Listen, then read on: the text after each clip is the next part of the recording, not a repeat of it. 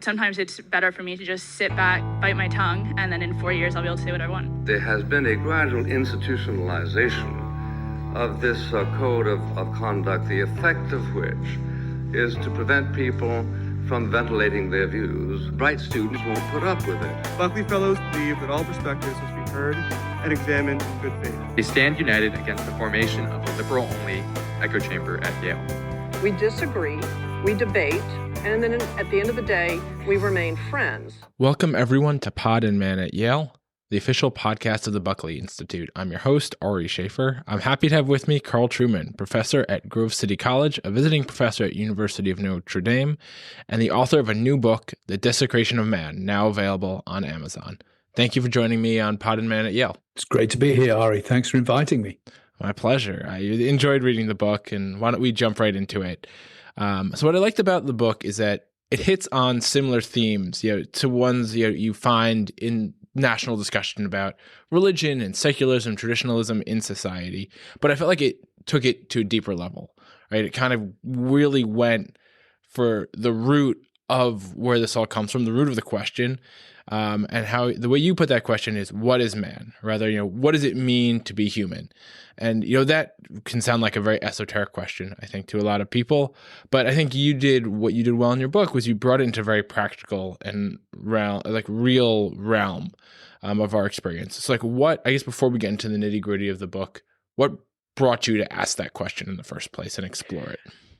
Yeah, it's a good question. I think trying to make sense of a lot of the chaos that we see in society at the moment. I was asking myself, is there something that lies behind the kind of catastrophic levels of loneliness and anxiety we see among young people?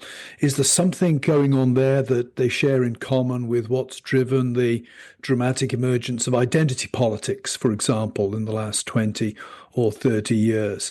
The political polarization in our society that we are all witnessing and acutely aware of. I was asking myself, is there some common factor that lies behind all of these things? And to put it in a nutshell, I think the issue emerged in my mind that really it's a question that we don't know who we are anymore. If you ask somebody, who are you? That question is incredibly complicated today in a way that it wouldn't have been, say, 600 or 700 years ago. That's not to say I'd rather have lived 600 or 700 years ago at all. But it's to say 600 or 700 years ago, the answer would basically have been given to me by the fact that the world in which I lived was fixed and solid, and I had little or no control or power over my place in it. That has been dramatically changed in the modern world and given us some great benefits, of course, but has also brought this kind of existential malaise in its wake. And I think we're living at a moment in time when that malaise is really pressing home on us at this point. I think back to the book and the example you gave about how, we don't know who we are. And you talk about, I think, like the farmer, 600 or 700 years ago, who knew he was going to farm, that determined, his parents farmed, so he was a farmer, and that determined his calendar. He knew when to plant, he knew when to harvest. And now I guess we have all these options. And, you kind of said you wouldn't want to live 600 or 700 years ago. But is there a little bit of nostalgia for that, or are you just kind of grasping with the realities of the world being changed? Yeah, I certainly think there were pluses to living 600 or 700 years ago. We've touched upon, identity would be easy. I guess for me, my nostalgia probably lies for the 1980s. When I look back to the time I was at finishing high school and going to college, and even then the world was more solid and clearly laid out than it is today. Now, I would say that the forces that have brought us to the point we're at now were clearly already in play in the 1980s. The genie was out of the bottle. We were living on borrowed time to some extent. For example, the advent of social media, I think, has accelerated the confusion that we now see. The crisis of the birth rate combined with the problems surrounding the nature of immigration and emigration. All of these issues, which were there in embryonic form in the 80s, are now much more intensified today. So, nostalgia might be the wrong word, but certainly there's part of me that thinks, wow, I'm obviously an English immigrant to America, and sometimes Americans will say to me, "Do you get homesick?" And I'll say, "Yes, but it's not just for a place; it's also for a time." I'm homesick for England circa 1985. That England doesn't exist anymore because of all of these forces that have come into play. You talked about earlier. You talked about the epidemics of loneliness, and it kind of seems like those two can kind of go hand in hand, right? If modern society focuses on the individual and who you are independent of other people, and this idea that you mentioned that you really aren't independent of other people, maybe that's some of the tension there. Yes, and I think when you think of how society has attempted to solve that problem of loneliness, often the solutions merely exacerbate it. You have all these talk now of people, having chatbot friends and even marrying chatbots, I think, or in some situations. When you think of that, think about what it means to be a friend. I think often when you think of true friends, you think of people in whose physical presence you are at some point. And it's hard to articulate the significance of that. But most of us intuitively know that if we have a friend, we'd rather be sitting in the same room with them than texting them. We'd rather have that bodily interaction because there's a richness to bodily presence and bodily connection that is attenuated, if not annihilated, by social media and things like that. And it's a good and it's an enriching thing to be in somebody else's presence. I was talking to a student at Notre Dame yesterday, and we were reflecting upon the AIDS crisis of the 1980s. And in Britain, one of the watershed moments in the AIDS crisis was the photograph of Diana, Princess of Wales, sitting on the bed of an AIDS patient, holding his hand. And that was powerful. Why is that powerful? Because the embodied physical dependency that reflects, I think, strikes a very, very deep chord in all of us. Unfortunately, we live in a world where we tend to imagine embodiment is problematic because it limits us. It prevents us from being who we truly are. And I would say that is a profoundly dehumanizing impulse within our culture. This kind of leads into the next question. You mentioned social media. We're talking about human connection. And one of the lines, there's many lines in the book that stood out. At one point, you're writing about technology. A lot of discussion in the book is, about this crossover between the tech bro culture where they think they can turn themselves into gods, and then there's like the progressive god slayers who think they can turn themselves into gods by denying kind of like all ties. And you write, are there limits that we should not pass in order to maintain our humanity? So how do you kind of balance the two tensions of kind of like, yes, we do want to advance scientifically, right, and we do want to cure diseases with the need to keep ourselves human? Yeah, it's a very good question. And I can answer that in a sort of general conceptual terms without necessarily, I think at this point, don't take me as implying that it's easy to discern where the acceptable ends and the unacceptable begins.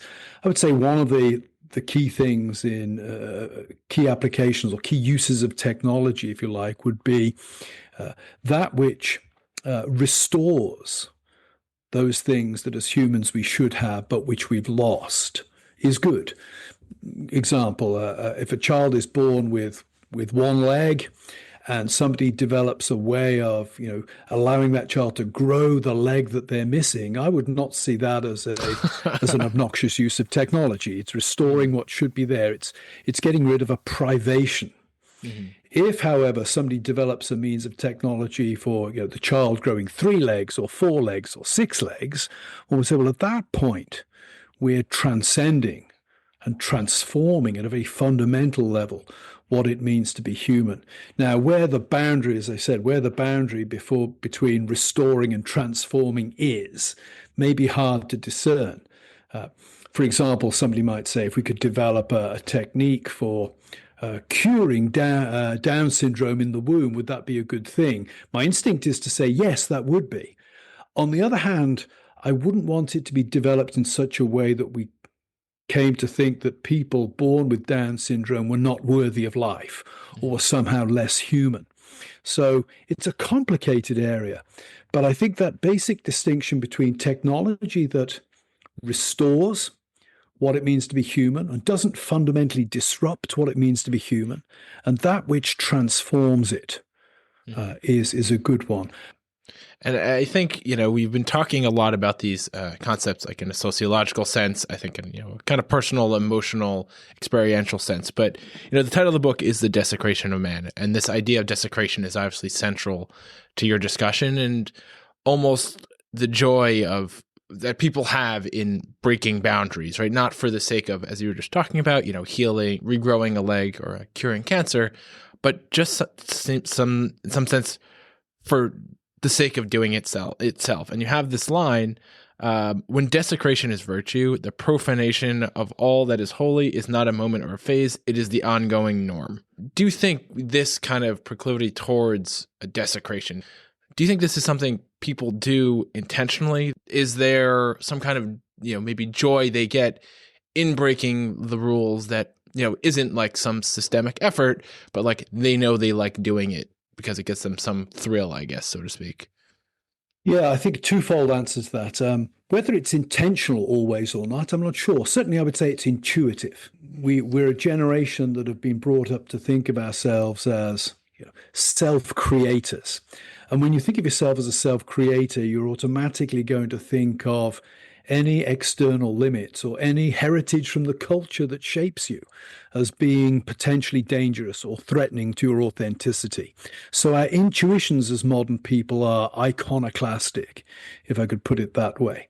Second, I do think there's, one of the things that lay behind the writing of the book was I was not satisfied with accounts of the modernity or the modern problem that focused on disenchantment.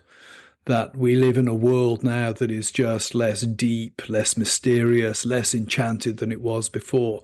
Because that did not seem to me to get at the ecstatic and I would say self-destructive aspects of modernity. And the example I use in the book is the shifting rhetoric surrounding abortion.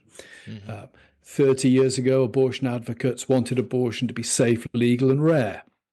You may not agree with that, but it's certainly a different ambition to wanting it to be a basic human right, to shouting it, to boasting about it on sweatshirts. There is a glorying in the phenomenon of abortion in the latter that one doesn't find in the former. And I wanted to work out, why is that the case? And that's where I came up with the idea that actually it's not the disenchanting of humanity that's going on so much as the desecrating.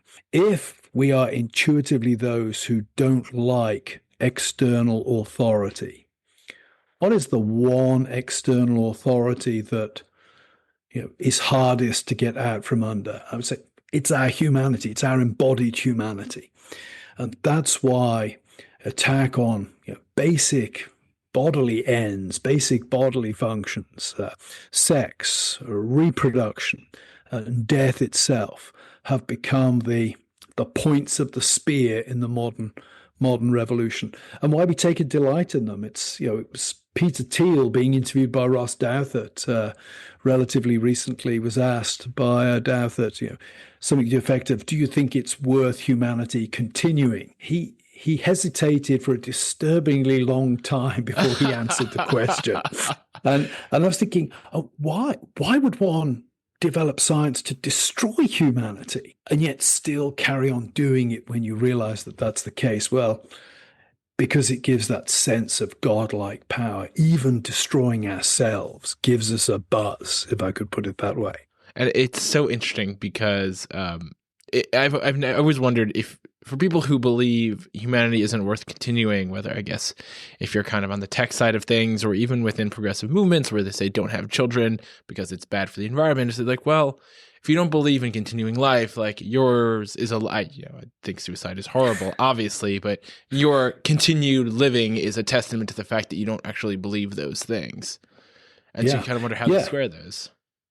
They've answered Camus' fundamental philosophical question that life is worth going on, at least for themselves. Right, exactly. And yes, it's fascinating phenomenon. When you're talking about the change in approach to abortion. It reminded me of this story my wife told me. She was in school, and one of her classmates had a necklace, literally just said abortion on it. And she asked her about it because she was kind of curious, that, like you said, safe, legal, and rare to having like an abortion necklace is a broad jump. She thought maybe it was a weird joke from someone. She just wears it.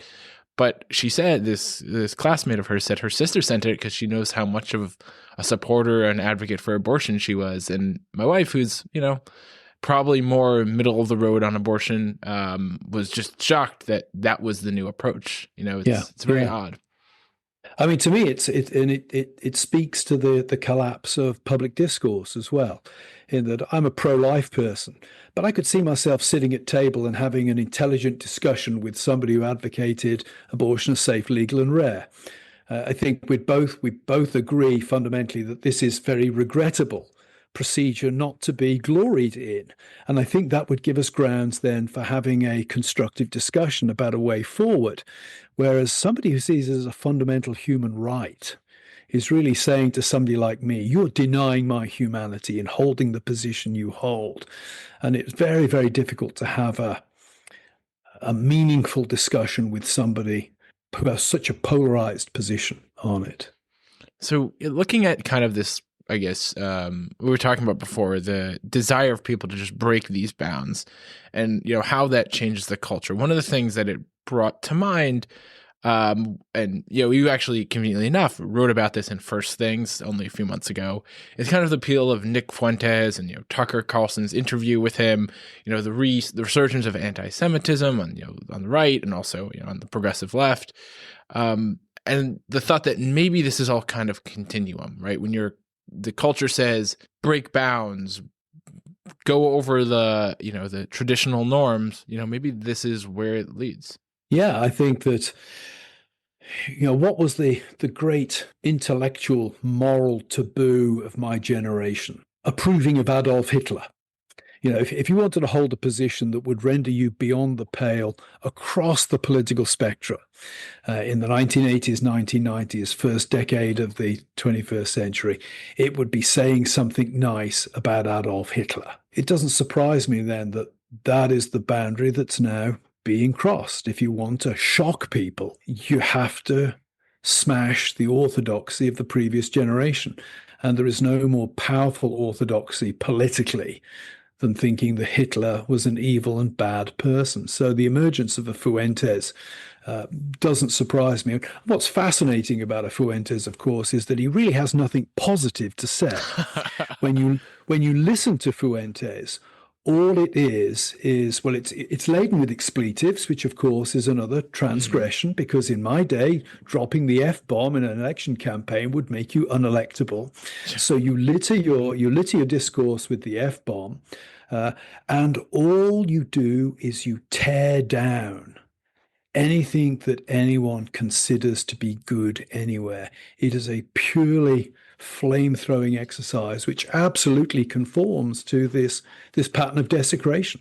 What's the solution? Can you talk about what you propose in the book in your answer to this problem of continued desecration? Yes, I mean, in the book, I focus on a religious solution, though I'll come to that in a moment, because I think that the solution could actually be there are other dimensions that listeners may be listening and saying, well, I'm not a religious person, so there's no solution for me, ? I'll give an answer that I gave when I spoke to a gathering of Muslims, actually, in Berkeley, in of all places, Berkeley, California. It was an interesting place to be. And they asked me at the end of my talk, so where does hope lie? Mm-hmm. And I said, well, I'll give you 3 reasons for hope, 2 of which you'll agree with me. The third, I said, I'll lose you completely on. But I said, the first reason for hope is none of us have to allow our own homes and our own families, and perhaps even our own local communities, to be places where anger, bitterness, transgression, ugliness rule the day. We can make our homes, we can raise our families in ways that place what I would describe as the constructive humanist values at their core: gratitude, politeness, beauty, goodness. We can cultivate these in our own home. Secondly, I think we can allow that to flow over into our thinking about society in general, and we can find common cause on those things in terms of public policy with people that we may share serious philosophical differences with. So, for example, I'm not a fan of gay marriage at all, but I'd certainly stand shoulder to shoulder with any LGB person who was opposing transgender excess, for example. I wouldn't see myself as compromised in doing that. As human beings, we have a common interest in some common goods in society, streets being safe, children being brought up in safe environments, that kind of thing. And the third solution, and this is what I do in the last chapter of the book, I would, as a Christian, propose a specific religious dimension to this as well. If the problem of dehumanization is our thinking's gone awry and our living's gone awry, if the problem is desecration, then I would say as a Christian, we need to find a way of reconsecrating ourselves. We can do that in the church, where the church, I think, teaches what it means to be human, and in its worship service embodies what it means to be human, and in the ethical and moral code and way of life that it promotes on the other 6 days of the week shows forth what it means to be human. If you look at the Old Testament, you'll see that hospitality is very much at the core of ancient Israel's witness to the nations around. They're to be hospitable, kind to the outsider. And I would say that's the role of the church today. We can be hospitable to those around us. The best way to make somebody realize they're a human being is to treat them as a human being. And one of the most powerful ways we can all do that is opening our own homes to hospitality. So I move in a religious direction very much at the end, but not in a kind of traditional religious rite kind of way. I don't think you can legislate this sort of thing. It's not something that can be done from the top down. It's something that has to rise up at a local level.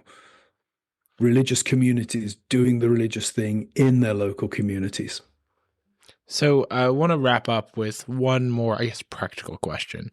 And I think this is an issue, I think every person who thinks about speaking out, and we notice it on college campus in particular, faces.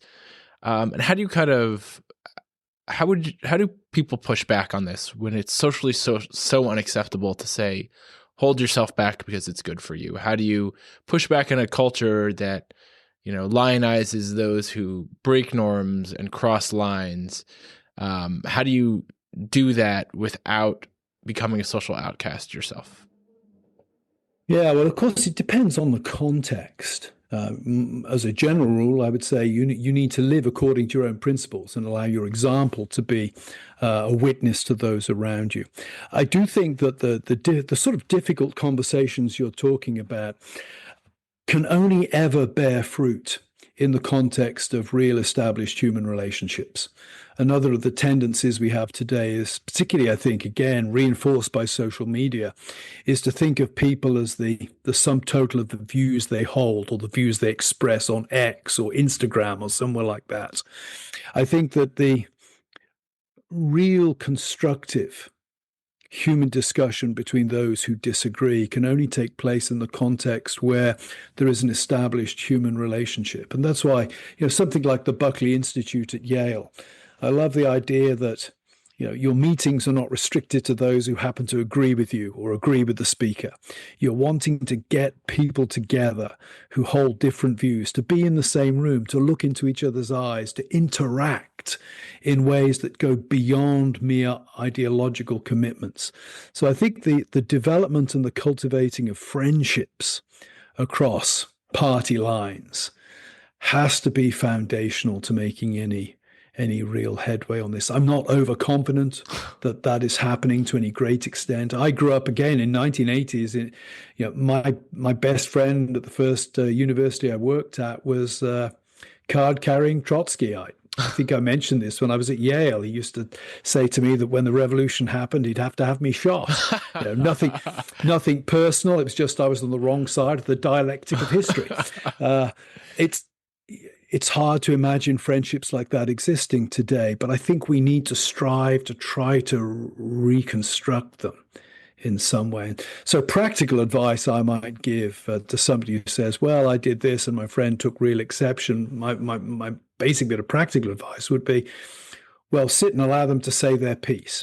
Give them the indication that you're listening to them. Even if you find their views obnoxious, listen to what they have to say, because the mere act of listening will indicate that you're taking them seriously as a human being. Well, on that note, a little bit of a downer, and then you kind of, I think, brought it back up at the end. I want to thank you so much for joining us. Desecration of Man by Carl Trueman. Order yours today. Dr. Trueman, thank you so much for joining us. Thanks for having me on, Ari. Now on to our student panel, where Yale undergraduates will talk about what it's like to be religious on Yale's campus. Our student panelists for today's episode are Brett Malul, a freshman. Hi, Ari. Thanks for having me on. And Jack Ehlert, also a freshman. Thanks for having me. Thanks for joining us on Pod and Man at Yale. So today we're talking about faith. So first, before you guys came to Yale, were you in religious schools, religious high schools, or were you guys in regular public schools? Jack?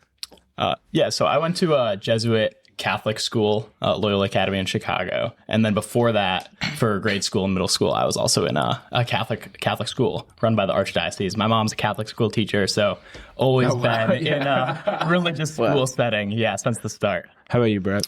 From kindergarten through 8th grade, I went to a Salmenschachter day school, which is a certain kind of Jewish day school. And then in high school, I spent 2 years in a public school, and then I transferred to a religious Jewish day school in Philadelphia. And then afterwards, I spent 3 years studying in Israel. Wow. In something called the yeshiva, which is a Jewish seminary, so to speak, in which the primary focus is understanding and analyzing different ancient Jewish texts, primarily the Talmud. And so I'd say that I have a solid exposure to religious education. So I was actually that transitions into, I guess, the first real question. The transition from being in like a Jewish, or a religious or Catholic school environment to, Yale, which is, at one point, I think it was, I was talking to someone recently, they pointed out that Yale was originally a break off from Harvard because Harvard wasn't traditional enough, and like Yale was like the more religious version, 300 years ago. But Yale today is, like any other college. So how's that transition been?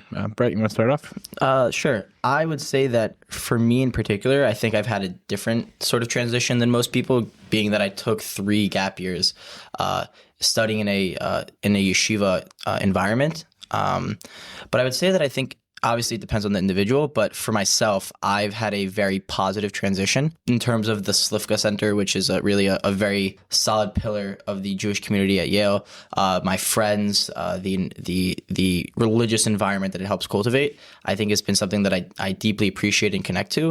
And I also think that in terms of the outside of Slifka experience has also been very positive. I have a lot of friends who aren't necessarily Jewish or part of the Slifka community who are also very interested in respecting and care a lot. So overall, I've had a very positive experience. How about you, Jack? Yeah, I would echo a lot of what Brett's saying. I think for me, St. Thomas More, the Catholic Center, has been a really good way to sort of go from being in a Catholic school environment to being in a non-religious school, but there is still a strong Catholic community there, I've found.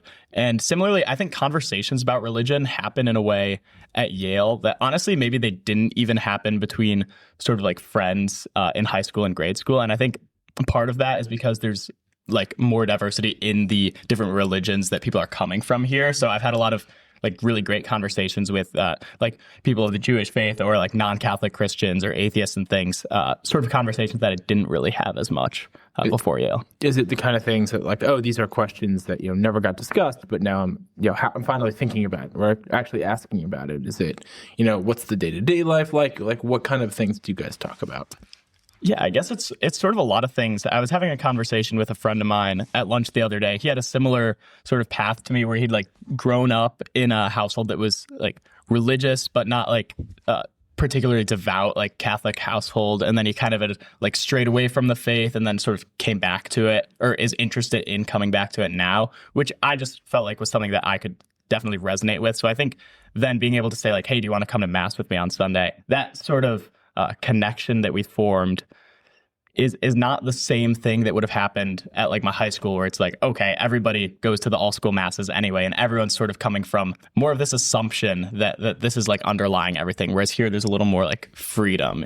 I've definitely had experiences or conversations with many let's say, observant Jews who will see me wearing my, traditional Jewish garb, a kippah, tzitzit, and come over and ask me questions about, my background, Judaism.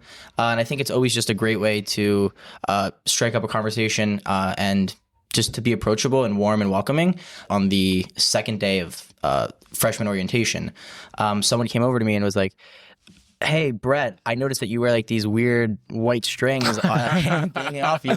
Like, what exactly is up with that?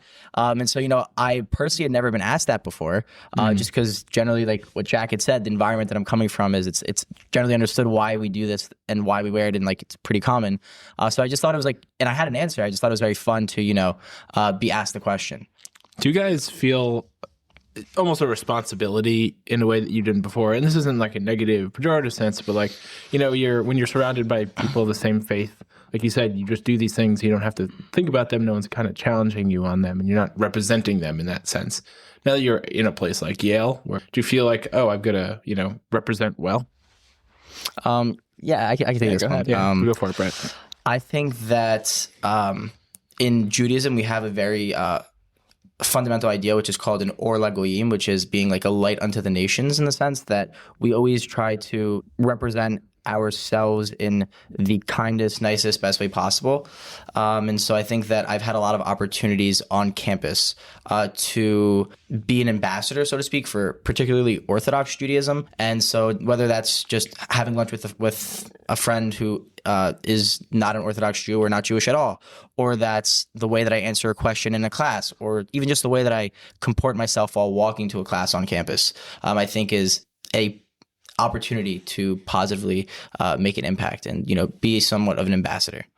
Yeah, I agree with Brett. I think that similar to you, Brett, my faith sort of informs a lot of aspects of my life in classes. For instance, in a lot of my classes this semester, we were actually talking about Augustine and Aquinas, and then I was just doing a mini course about St. John Henry Newman. So we're engaging with these... Are you doing DS or something? I am in DS, yeah. So we're engaging with these figures from the Catholic intellectual tradition, and it's giving me a chance to talk about them in a perspective that not everyone in the classroom has, which is different from, say, like a high school theology class, which I think has been really interesting. So I guess, are you doing DS also, or I'm not? No. So I guess this might apply a little bit more to Jack than to Brett, but does your faith come up in class, meaning either directly in that, there's a question about, Judaism, or maybe about Catholicism, and like you can speak to it personally, or when you're trying to answer a question that does touch on your faith values, are there points where like, oh, I have to think about my personal perspective, my personal beliefs when answering this question?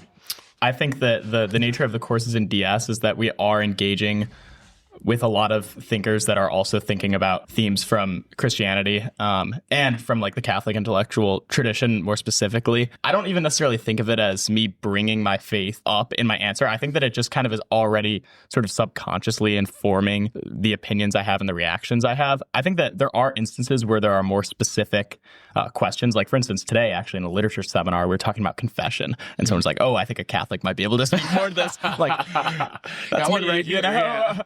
So there have been a couple instances like that, but usually it's sort of the more implicit, like, what am I taking from my faith to the classroom, even though I might not explicitly be saying it. So what has then been the biggest, I guess, change from high school to college? I mean, obviously there are people of different faiths around, but like in a more general sense, what's the biggest change for your life, and I guess how you see yourself and your experience on campus? I could say that less from high school per se, but more from my time in yeshiva. I think that was a very meaningful experience for me, and that I came into university already with challenging my values and having whittled down to, what I think and how I think, and developing like this pretty analytical lens through which I view the world. Whereas I think that that's generally, for a lot of people, what actually happens in college. So Jack, what's been the biggest change for you coming to a secular campus? Yeah, in terms of faith, I think that at my high school, I went on a lot of retreats, particularly in my junior and senior years, and those were kind of just built into the high school. And sort of my senior year, right before I went on a silent retreat in March of my senior year. A silent retreat? A silent retreat, yeah. What's that? So it was a 3-day silent retreat. So basically, I was only speaking to my spiritual director 30 minutes twice a day, and then other than that, there were like 15 other kids on the retreat. We didn't talk to one another. We would eat lunch in silence, sort of just staring at each other. So a lot of prayer, reading, writing, reflection, and then those short conversations. But before I went on that, I kind of realized when I'm in college, there's not going to be this framework sort of holding me up and saying, oh, it's so easy to just go and sign up for a retreat. So what I was thinking about a lot during that silent retreat was, how am I going to take what I've gained from having campus ministry at Loyola at my high school, and then how am I going to bring that to Yale, where sure, there's the Catholic Center, but it's not pervasive in the same way that it is when I'm at a Catholic school. So I think I've really been forced to sort of hold myself accountable and take my faith responsibility into my own hands, which has been really a great experience, honestly. But how about you, Brett? How has your faith changed? Stronger, weaker, the same, just different? I'd say that, echoing what Jack said, I think that in terms of beliefs or understanding, my faith hasn't changed so deeply. But I'd say that my commitment to certain aspects of my Judaism, which I had either not placed at the forefront or maybe taken for granted, has definitely strengthened. So like an example of that would, I think, be prayer. I think that in general, as an Orthodox Jew, we pray 3 times a day. In total, I'd say it's probably between an hour and a half to 2 hours every day of praying. And so sometimes, that could become rote, and it's pretty hard. But I think that coming to Yale, especially where now most of my time is spent in my classes or homework, or doing homework or studying, which is not necessarily an inherently religious pursuit, I found other outlets for connecting and finding deeper meaning. And so I think that my prayer has really been a very strong source that I turn to, which I maybe hadn't in the past to the same extent. And I would also just add that something that I spent a lot of time doing in yeshiva was studying Jewish texts, and with the idea that, understanding these texts informs our Judaism and the way that we live our lives. And I spent probably anywhere between 12 to 15 hours every day in yeshiva, studying and analyzing Talmudic passages. And so obviously coming to Yale, I don't have that kind of time. It's definitely difficult, but I've structured my day in a way that I could have 4 hours every day to just study what I'd like to do. And even though it's not even a third of what I used to be learning, those 4 hours just feel so amazing, because even though it's quantitatively way less, I feel that qualitatively it really has improved. So I'm going to build off that, and something kind of Brett mentioned, I guess focus on the more complicated part, I guess, of being religious on a college campus. Sometimes the reality of being part of traditional part of faith is some of the morals, the values are just different than modern society. So how have you guys come across those issues? Or I don't know, a question like abortion, who knows, have come up. You're like, well, how do I approach this issue knowing that I'm kind of further out of sync with the campus culture? Brett? Sure. This morning, actually, I was in a Hebrew class, funny enough, in which the idea of gender came up. And in Hebrew, there's really just 2 main genders and ways to speak and communicate. And so the idea was that we discussed a text which criticized the giving of gifts, of masculine gifts to baby boys and feminine girls to baby girls, and how that's kind of society is priming our youth, or babies at the age of 1 month old, to buy into typical societal, gender norms. And I felt that I had viewed that very differently. It reminded me that even in a Hebrew class, which is supposed to be about language and learning the language itself, my views and my values, I'll say, could in fact be different than, the campus that does surround me. Did you think of saying something? I actually did say something. It was I tried to communicate it in Hebrew because it was Hebrew class. So I was definitely using a lot of English though, just because it was very hard. But I told the teacher that another point I'll mention quickly is that the article criticized parents for, buying into the societal gender norms. And so I had felt that I understood the perspective of the author, but I felt that, especially as a religious person, in which most of my religious values were passed down to me because of my parents and the schools they sent me and the environments that I was put in, and I'm very grateful for that. I have a lot of faith in general about the decisions that parents make for their children, and something that's as fundamental as, am I a boy or am I a girl, when you're at the age of 0, right, or you're just born, is not, I think, something that we should be, quote unquote, leaving up to children to decide. I mean, that's what the article proposed. I'm not sure how a infant does that. And so I acknowledged the complexity of the issue, and I said that, as people age and they get older and they learn more, so then I think it's a conversation that if someone feels they want to have, they should have. But at the age of 1, 2, 3, 4, when we're young, we should be teaching clear values, or what parents want to communicate to their children should be very clear, and we shouldn't be watering it down. Being religious obviously imposes restraints on you, whether you're going to mass, whether you're keeping the Sabbath. When you experience college, as you go through college, do you think about that dichotomy? Like, a lot of friends around you are like, oh, I'm trying everything now, whereas you're kind of like, well, I'm still not doing a bunch of those things. I don't believe in it. How do you handle that? Right. That's a great question. I think one of the most frequent questions I get asked by friends from home or peers are like, what are like the frat parties like at Yale? Or like, what's the party culture like? And so I personally, as an Orthodox Jew, I don't partake in that. I don't go to parties. I don't do any of those things. And so I always say, I don't know. It always gets me thinking, am I missing out on something by not, quote unquote, exploring or going with the flow? And so from a mindset perspective, I don't view it as, oh, I have to keep the Sabbath and therefore I don't get to, study or go to the football game or do whatever it is. I view it as the opposite. I get to keep the Sabbath, and I try to find all the beauty and meaning and connection that there is in the things that I already do. So I've actually, thankfully, never felt like I've been disadvantaged by being an Orthodox Jew on campus. One small example that I think I did struggle with a little bit was in the beginning of the year with all like the Jewish holidays. I had to miss at least a week of classes. They all just fell out on weekdays this year. And so like I'm trying to acclimate to campus. I'm missing all these classes, tons of information.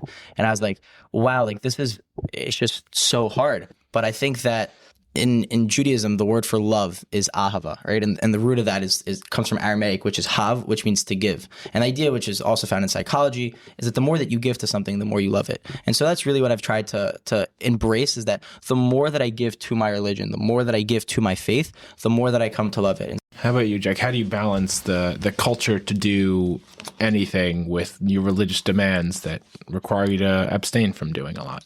Honestly, for me, I haven't felt it as like a difficulty. I think maybe similar to Brett. And I think also the restrictions between Orthodox Judaism and like being a practicing Catholic are obviously different in many ways. I think for me, it could be like moral requirements, things like that. Yeah, I think sometimes I'll sort of see things like people I am friends with making choices that I would, be like, yeah, that goes against my religious beliefs, right? But I've never really felt like it's been a spot where I've come into conflict with them. I think they know my religious beliefs, and I know that they have their own like beliefs as well, and that's fine. Again, I'm not trying to. I guess I haven't seen it as sort of like a place of conflict among friends. I think it's okay to live by a different sort of set of standards than friends do, and that's fine. As long as you're both able to share it and don't feel like it's coming between you.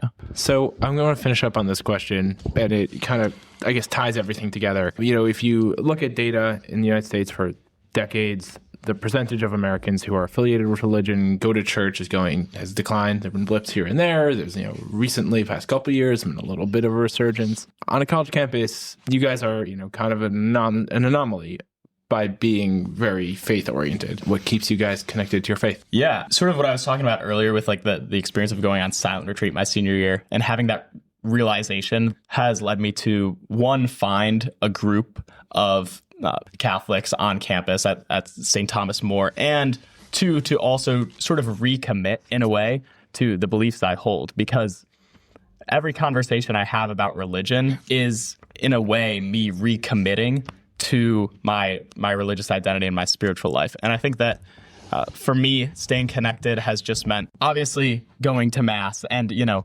like fasting on Fridays and praying, and in the way that I did in a lot of ways in high school, but just with a different gravity. Now, I'm actually feeling myself like develop in my prayer life, because rather than having sort of a standardized prayer life imposed on me, it's more I'm free to kind of construct what I want that to look like right now. So I think that's led me to deeper reflections in a lot of ways, and trying out new prayer practices just for like on a daily basis, For me, I think one of the main ways in which I stay connected, as I mentioned before, is my prayer and my learning, especially my learning. In Judaism, we emphasize something called a chavruta, right, which is a study partner. So me and my chavruta, my study partner, really hold each other accountable.